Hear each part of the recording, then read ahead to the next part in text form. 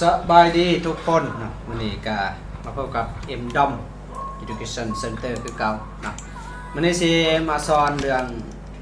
วิธีการใส่เปอร์เซ็นต์เนาะก็คือเปอร์เซ็นต์อยู่ใน Excel ตัวอย่างเราจะใส่เปอร์เซ็นต์รูปแบบนี้ทุกคน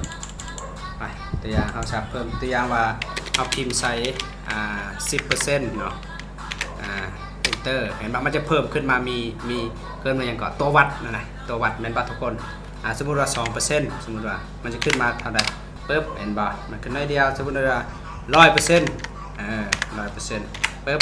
มันจะเต็มเนาะมันจะเต็มอัตราตัวนี้อันนี้คือการใส่เปอร์เซ็นต์แบบออโต้นะทุกคนโอเคถ้าว่า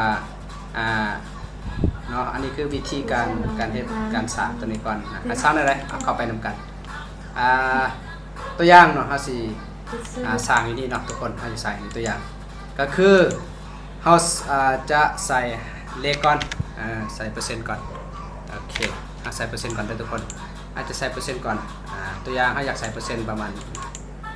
โอเคสาวระวังมาว่าง่ายคือตัวนี้เฮาคิดรายเปอร์เซ็นต์ก่อนเนาะเฮาคิดรายเปอร์เซ็นต์ก่อนแล้วจึงอันนั้นเด้อ10อันนี้อาจจะแม่น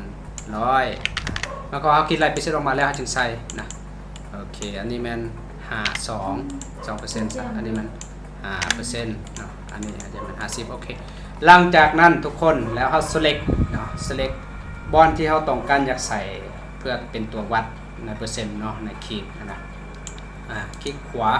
โอเค select ก่อนเนาะ select ทั้งหมดก่อนปึ๊บแล้วให้คลิกใส่นี่ทุกคนอยู่ในปุ่มทางลุ่มนี้แล้วเลือกปึ๊บแล้วเลือกคำว่า data bar เนาะคลิกปั๊บโอเคเฮาก็ขึ้นมาจังซี่นะถือว่าสำเร็จนะทุกคนนะอันนี้แม่นวิธีการสร้างแบบประเมินเปอร์เซ็นต์ของมันขึ้นจากขีดหาจากขีดเนาะโอเคคันว่าคิดว่าถึกใจกดไลค์กดแชร์กดติดตาม2 M Dom Education Center